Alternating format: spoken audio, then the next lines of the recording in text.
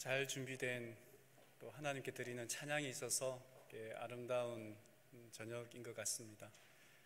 시편의 말씀처럼 호흡이 있다는 것은 하나님을 찬양하라 하신 것 아니겠습니까?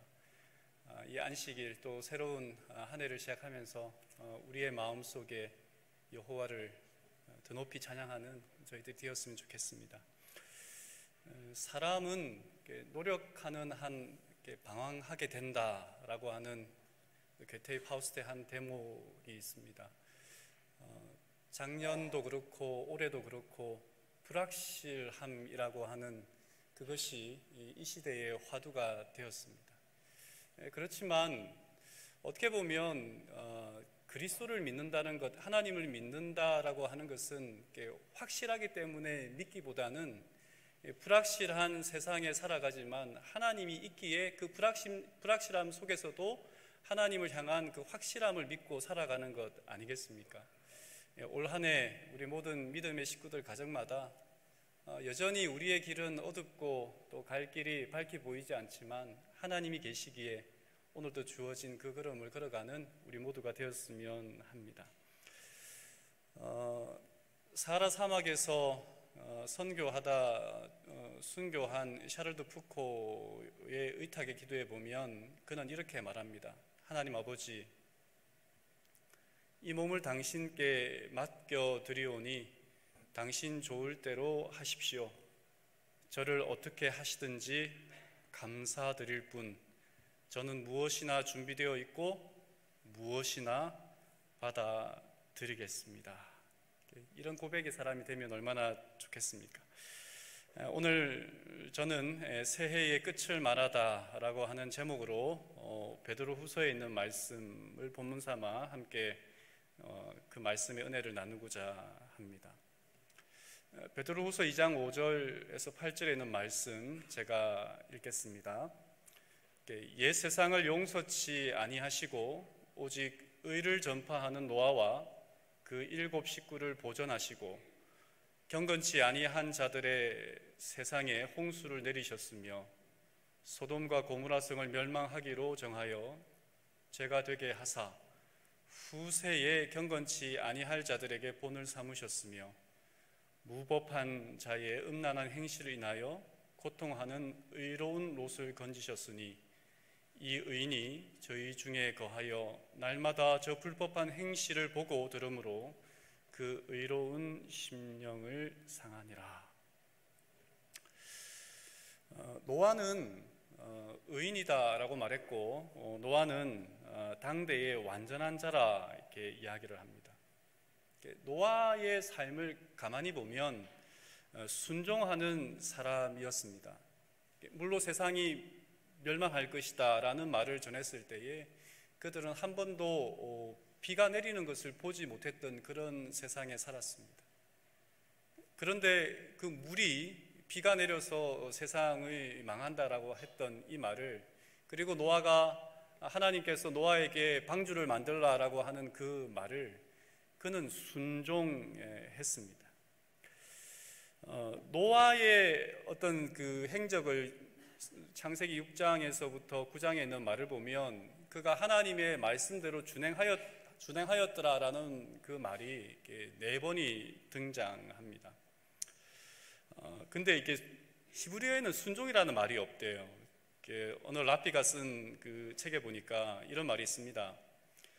히브리어의 가장 이상한 특징 중 하나는 순종이라는 단어가 없다는 것이다. 그 대신 토라에서 사용하는 동사는 쉐마, 리시모아, 곧 들으라, 주의하라, 이해하라, 내면화하라, 응답하라 라고 하는 단어가 있다는 말입니다. 순종하라는 말은 없지만 하나님의 말씀을 들은 노아는 그 말씀을 뭐 했어요? 행동으로 순종하는 삶을 살았습니다. 노아가 살던 그 시대, 그리고 악이 가득했지만 노아와 그의 어떤 그 가족들 그리고 믿는 사람들은 말씀을 전했겠죠. 하나님의 뜻을 전했겠죠. 도처에 행행하는 부패 가운데서도 무두셀라와 노아와 다른 많은 사람은 참 하나님에 관한 지식을 간직하며 도덕적 사악의 조수를 막아보려고 노력하였다라고 이야기를 합니다. 그런데 아무리 애를 썼지만 사람들은 듣지 않아요. 사람들은 하나님의 말씀을 노아를 통해서 또 믿음의 사람을 통해서 전해지는 그 말씀을 듣지 않았습니다. 예수님은 그때를 이렇게 다음과 같이 표현했습니다. 누가복음 17장 노아의 때에 된 것과 같이 인자의 때에도 그러하리라. 노아가 방주에 들어가던 날까지 사람들이 먹고 마시고 장가들고 시집 가더니 홍수가 나서 저희를 다 멸하였으며, 먹고 마시고 장가들고 시집 가는 것은 지극히 정상적인 시기였음을 이야기하고 있는 것입니다. 그러니까 노아의 때에는 특별한 어떤 징후가 있지 않았습니다. 이게 종말의 때다라고 하는 징후가 있지 않았어요. 그런데 그러한 때에 하나님은 노아를 통하여 믿음의 사람을 통하여 때가 가까웠다라고 하는 기별을 전했다는 거예요. 여러분, 먹고 마시고 시집가고 장가가는 것이 잘못된 건가요? 그렇지 않죠. 부조와 선지자에는 이렇게 말합니다. 하나님께서는 먹고 마시는 것으로 홍수전 사람들을 정죄하지 않으셨다. 그분은 그들의 육체적 필요를 공급할 수 있는 땅의 소산들을 그들에게 풍부하게 주셨다. 그들의 죄는 주신 분께 감사드림 없이 이 선물들을 취한 것과 식욕을 자제하지 못하고 방종함으로 말미암아 자신들을 타락시킨 데 있었다. 먹고 마시고 결혼하고 이것 자체가 문제는 아닙니다. 그런데 그 시대의 문제를 뭐가 없다 그랬어요? 감사함 없이라고 하는 말입니다. 그러니까 불신하고 반역하고 누군가에게 등을 돌릴 때에 우리는 무엇이 없을 때 그런 일이 발생하냐면 감사함이 없을 때 이런 일이 발생하는 거예요. 그러니까 노아의 시대에 노아 홍수가 일어나기 전에 그 시대의 사람들의 모습에는 누구에게 감사함이 없어요? 하나님께 감사함이 없어요. 교회를 다니던 어떤 분이 나라를 지극히 사랑하는 분이었겠죠. 저에게 질문을 하더라고요. 목사님은 애국이 무엇이라고 생각하십니까? 이렇게 물으셨어요. 애국심이 뭐라고 생각하십니까? 어떤 말로 표현할 수 있겠습니까? 그랬더니 제가 이런저런 답을 했습니다만은 그분이 마음에 들지 않았는지 그분의 생각을 이야기했어요. 애국심이라고 하는 것은, 나라를 사랑한다고 하는 것은 감사하는 것입니다. 그랬어요. 감사하는 것. 지금까지의 모든 삶을 일궈온 조상들에게 감사하는 마음과 또 지금 우리가 살고 있는 이 현재가 안정되고 있는 이것이 당연한 것이 아니라 누군가의 희생과 헌신에 의하여 주어진 그 감사하는 마음이 애국심을 만듭니다 라고 하는 일리 있는 말이었습니다. 감사함이 사라지면 로마서 1장 21절에 하나님을 알되 하나님을 영화롭게도 아니하며 감사하지도 아니하고 오히려 그 생각이 허망하여지며 미련한 마음이 어두워졌나니. 감사함이 사라지면 우리가 은혜를 입은 그 존재를 무시하게 되어 있습니다. 그래서 노아의 시대에는 여호와께서 사람의 죄악이 세상에 관영함과 그 마음의 생각의 모든 계획이 항상 악할 뿐임을 아시고 그랬습니다. 이 감사함이 없는 사람들의 결국은 그러했다는 말이죠. 그 시대는 어떤 시대였냐면요, 부조와 선지자는 이렇게 말합니다. 그들의 죄악은 그들의 재간과 정신적 능력에 비례하였다. 그들은 금은 보석과 극상품의 목재를 써서 그들 자신을 위하여 주택을 건축하였고 그들의 가옥을 가장 공교한 솜씨로 아름답게 꾸미는 데 있어서 다른 사람들을 앞지르려고 노력하였다. 노아의 시대의 모습 그리고 오늘 이 시대의 모습 별 다를 바가 없지 않습니까? 그러니까 이것 자체가 잘못되었다 이게 아니라 뭐가 없다고요? 감사함이 없다는 거예요. 누구에게 감사함이 없는 거예요? 하나님께 감사함이 없다라고 하는 말입니다. 그럴 때에 하나님은 노아에게 심판이 있을 거고 물의 심판이 있을 거고 그리고 방주를 지으라라고 이야기를 하는 것입니다. 산속에서 나무를 베어와서 이게 방주를 만들어야 될 테니까 산에서 이 방주를 짓는 일을 하지 않았겠습니까? 방주를 지으면서 하나님이 물로 세상을 심판하실 것이다 라고 외치는 노아의 말을 사람들은 뭐라고 들었겠어요? 귀등으로 듣지 않았어요. 그리고 노아의 아들들, 특별히 그 며느리 된 그 여인들과 그 가족들에게 어쩌면 이렇게 말했을지 모릅니다. 저 미치광이 집에 잘못 시집 보냈다라고 말입니다. 그런데 부조와 선지자 95쪽에 보니까 노아는 자신이 소유한 모든 것을 바쳐서 방주를 지었다라고 이야기합니다. 그냥 짓는 게 아니라 하나님이 준 게 아니고요, 자기의 돈을 들여서, 모든 수고를 들여서 이 방주를 짓는 모습을 보게 됩니다. 그리고 보이지 않는 하나님의 그 말씀을 전하는 삶을 노아는 살았습니다. 근데 그 시대의 사람들은 방주에는 관심이 없어요. 심판에는 관심이 없어요. 뭐에 관심이 있어요? 자기의 재능과 그것을 발전시키는 일과 재물과 명예와 그런 것에 관심이 있었다라고 하는 것입니다.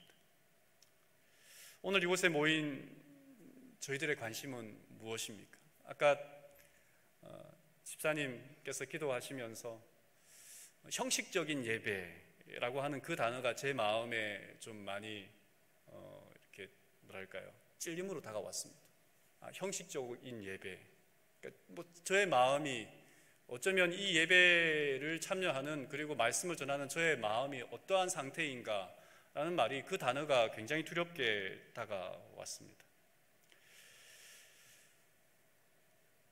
롯, 아까 베드로서에 나오는 두 번째 인물은 롯입니다. 롯은 아브라함의 조카이죠. 창세기에 나오는 롯은 나름대로 믿음대로 살기 위해 노력했던 사람인 것 같아요. 천사들이 왔을 때에 그 손님들을 극진히 대접했고요, 그런 어떤 사람 말입니다. 근데 우리가 아는 것처럼 무법한 자의 음란한 행실을 인하여 고통하는 의로운 롯이라고 그랬어요. 무법한 자, 소돔과 고모라 성이 멸망당하는데 그 성은 굉장히 도덕적으로, 특별히 성적으로 문란한 그런 곳이었다라고 하는 것을 우리는 익히 들어서 알고 있습니다. 근데 이 손님들이 롯의 집에 왔을 때에 그 동네 사람들이 다 알았잖아요. 그 동네 사람이 다 알고 롯의 집에 찾아와요. 그리고 그 남자들을 내어달라고 하는 또 다른 사람들, 남자들이 있었단 말입니다. 그때 롯이 뭐라고 말하죠? 여기 결혼하지 않은, 아직 남자를 가까이 하지 않은 내 두 딸이 있으니 이 두 딸을 내어줄 테니 이 손님들을 그냥 놔둬라라고 이야기를 합니다. 자녀가 중요합니까? 그 중요한 자녀들을 뭐 때문에 이 히브리 사람들, 고대 근동의 사람들이 다 그랬습니다만은 손님을 대접하는 것이 굉장히 중요한 일이었어요. 손님을 제대로 대접하지 못하면 이 체면이 말이 아니 되는 거예요. 그래서 이 손님을 굉장히 중요하게 대접했는데, 이 손님을, 이 체면을 지키기 위해서 뭘 내주겠다는 거예요? 자기의 두 딸들을 내어주겠다라고 하는 이 말을 보면 롯이 어떻게 살았을까 하는 생각을 해보게 됩니다. 그는 중요한 것을 지키기 위해서 다른 중요한 것을 내어주는 삶을 반복하며 살았다 보니 어쩌면 이 고통하는 의로운 롯이라고 하는 이 말이 주변 사람들에게 선한 영향력을 끼치지 못해요. 그런데 자기는 애를 써서 살려고 노력하지만 다른 사람들에게 영향력을 끼치지 못하는 그런 삶 속에서 고통을 당하지 않았을까 하는 생각을 해보는 것이죠. 이 상상력을 발휘해서 이 소설가 이승우 씨가 쓴 이 사랑의 한 일이라고 하는 것에 이 롯에 대한 이야기, 창세기 19장의 롯의 이야기를 이렇게 소개합니다. 이제 제가 지금 말했던 그 상황 말입니다. 그때에 롯이 문 앞에 나와서 이렇게 하는 것은 악한 일이다라고 말했을 때에 그들이 뭐라고 응대했을까? 작가는 이런 상상력을 발휘합니다. 그 사람들이 롯에게 이렇게 말합니다. 이놈이 자기도 나그네 살이를 하는 주제에 우리에게 재판관 행세를 하려고 들어? 어디 니놈이 먼저 혼 좀 나봐라 라고 하는 이야기를 하는 것입니다. 롯이 사람들에게 옳은 말을 해요. 그 사람들에게 이렇게 하지 말아라, 이렇게 대접하는 것은 옳지 않다, 이렇게 행동하는 것은 잘못된 것이다 라고 이야기하지만 그 도시 사람들이 롯에게 뭐라고 얘기한다고요? 이 사람이 한마디로 말하면 네가 나한테 설교해? 라고 하는 거예요. 네가 이 시대에 뭔데 나한테 그런 말을 하느냐라고 이야기하는 것입니다. 도시 사람으로 산지, 그 도시 사람으로 산지 20년이 넘었어요. 20년이 넘은 그 롯이 장성에서 그 도시의 사람들과 약혼도 했고 이제는 인맥을 쌓을 만큼도 쌓았습니다. 그런데 롯은 그 도시 사람들에게 스며들지 못했습니다. 작가는 이렇게 말합니다. 롯이 도시에 스며들지 않은 것이 아니라 그 도시 사람들이 롯을 스며들지 못하게 했다. 그가 그 도시 사람들을 거부한 것이 아니라 도시 사람들이 그를 받아들이지 않았다. 아무 일 없을 때는 영역 안에 일원처럼 대했지만 무슨 일이 있을 때는 영역 밖에 외부인으로 간주했다. 어쩌면 무법한 시대를 살아가는 롯의 모습일 뿐 아니라 어쩌면 이 시대를 살아가는 우리의 모습이지 않습니까? 뭔가 불편함이 없을 때에는, 서로 주고받을 것이 있을 때에는 그가 믿는 것과 내가 믿는 것, 그가 바라는 것과 내가 바라는 것이 다르다 할지라도 받아들입니다.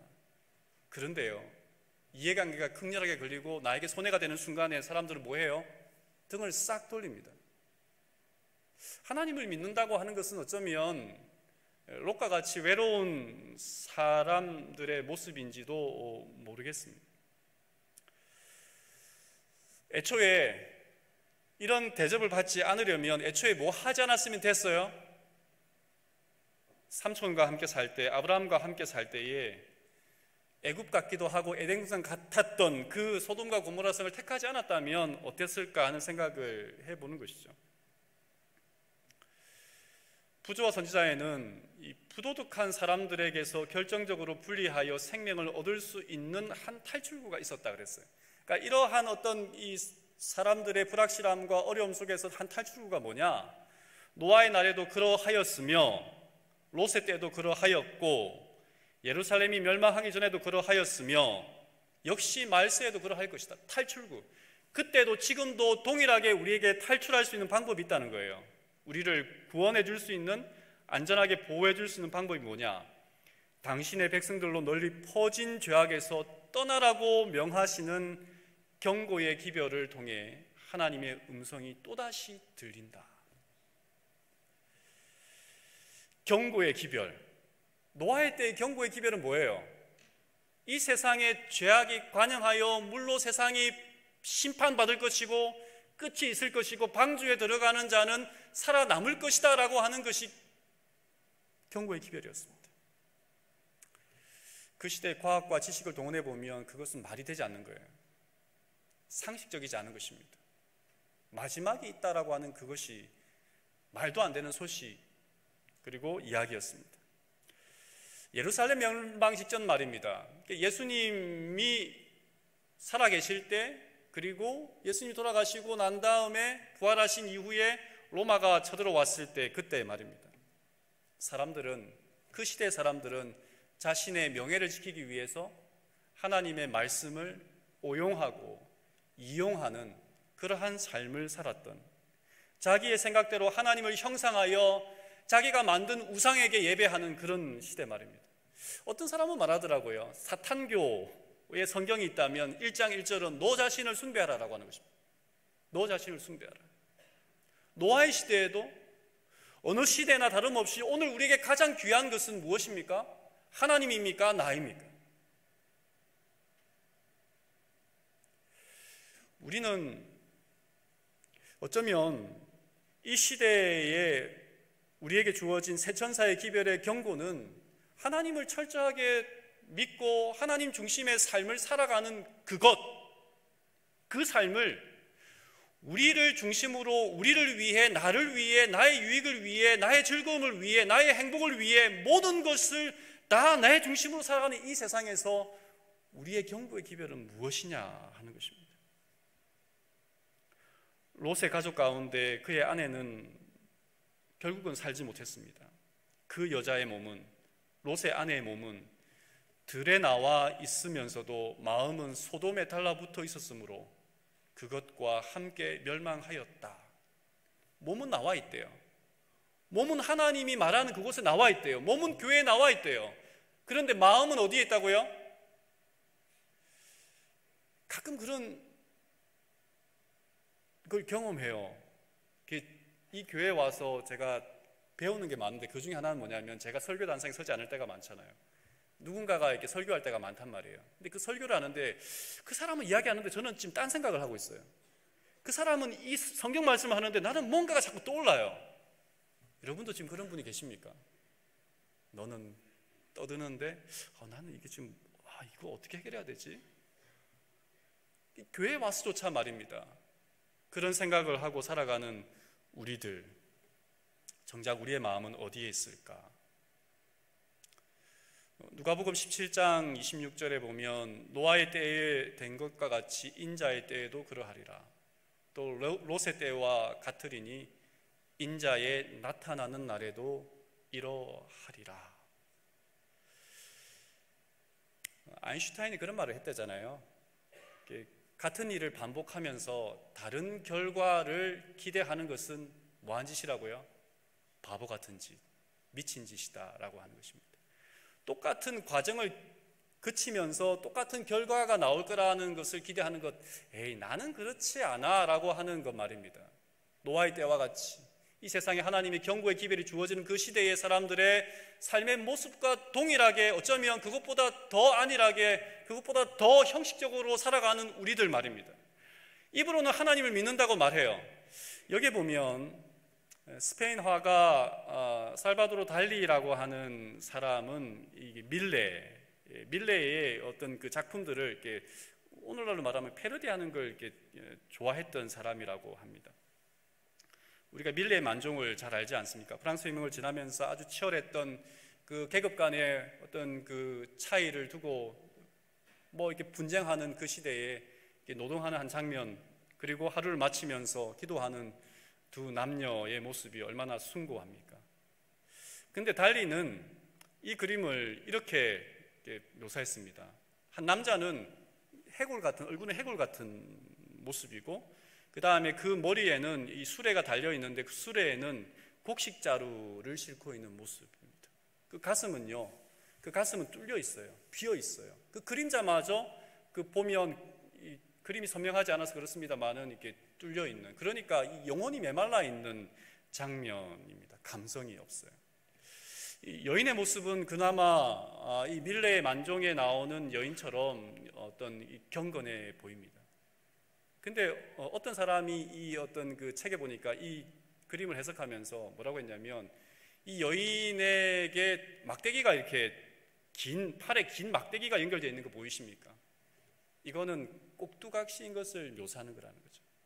하나님께 예배하고 기도하고 경건을 표하는 것처럼 보이지만 도대체 무엇을 위해서 기도하고 무엇을 위해서 하나님 앞에 엎드려야 되는지에 대한 자기의 주체성 없는 믿음을 가지고 있는 이 시대의 어떤 사람들, 그 시대 사람들을 이 달리가 어떻게 보면 비판했다라고 합니다. 이 밀레의 만종을 달리는 또 이렇게 제목을 붙였다고 해요. 밀레의 만종에 대한 고고학적 회상. 두 큰 이렇게 기도하는 사람이 있는데 그 밑에 보이시는지 모르겠는데 밑에 아주 작은 사람들이 이 거대한 조형물을 구경하기 위해 찾아왔습니다. 마치 고대의 어떤 고고학적인 큰 발굴을 한 어떤 물건을 찾아와서 그것을 구경하듯이 바라보고 있는 모습이 그 밑에 사람들의 모습입니다. 이 두 사람은 뭐 하고 있는 거예요? 기도하고 있어요. 기도하고 있는 이 거대한 조형물을 희귀한 유물처럼 여기는 상황이, 어쩌면 달리가 어떤 마음으로 이것을 표현했을지 모르겠습니다만은 이것이 어쩌면 오늘 이 시대를 살아가는 우리들의 비극적인 모습이 아닐까. 하나님을 믿는다고 하면서 우리의 생각은 비어있고, 우리의 생각은 모든 것이 다 세상의 뭔가에 주목해 있고, 우리의 가슴은 메말라 있고, 또 기도하는 그 사람이 기도한다고 되냐, 그렇게 산다고 되냐 라고 하는 것이 그냥 박물관에 있는 무언가를 바라보듯이 그냥 이상하게 혹은 구경하듯이 살아가는 이 시대의 우리의 모습 말입니다. 그렇게 살아가는 우리들, 이 교회가 어쩌면 이 조롱의 대상이 되는 것은 어쩌면 당연한지도 모르겠습니다. 바르게 살아도 바르게 살지 않아도 말입니다. 오늘 말씀을 좀 정리해 봅니다. 노아와 롯의 이야기를 좀 살펴보면서 이 소극적 자세의 어떤 신앙의 모습은 산을 오르는 겁니다. 노아 홍수 때에 여러분 비가 내려요. 비가 내린다고 하면 저 같으면 방주 짓지 않고 돈 들이고 고생하는데 짓지 않고 비가 내릴 때쯤 어디를 가면 될까요? 가장 높은 산을 올라가는 거죠. 홍수와 같은 큰 문제, 재앙이 있을 때에 그 문제를 피할 방법을 찾아 나서는 겁니다. 그런데 여러분 생각해 보면 노아 홍수 때에 비가 40일간 주야로 계속 주구장창 내렸어요. 잠기지 않은 곳이 있었습니까? 잠기지 않은 곳이 없었습니다. 진짜 하나님께서 마지막 때에 심판을 하신다면, 아니 하나님께서 이 세상을 멸하기로 결심하시는 그 때가 온다면 그때에는 피할 곳이 있어요, 없어요? 없어요.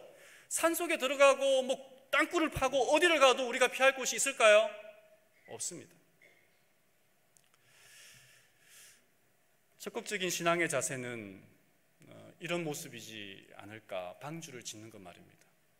방주는 어디에서 지었든 상관이 없습니다. 산 중턱이든 산 꼭대기든 아니면 꼴짝이든 지어도 상관이 없어요. 문제가 생겼을 때 방주는 뭐 해요? 뜹니다.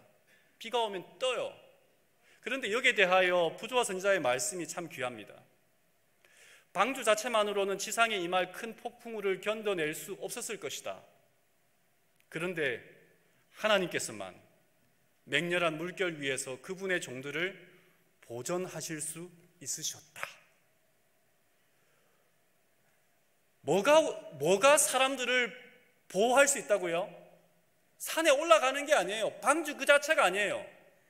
하나님께서 그 사람들을 보호하시는 거예요.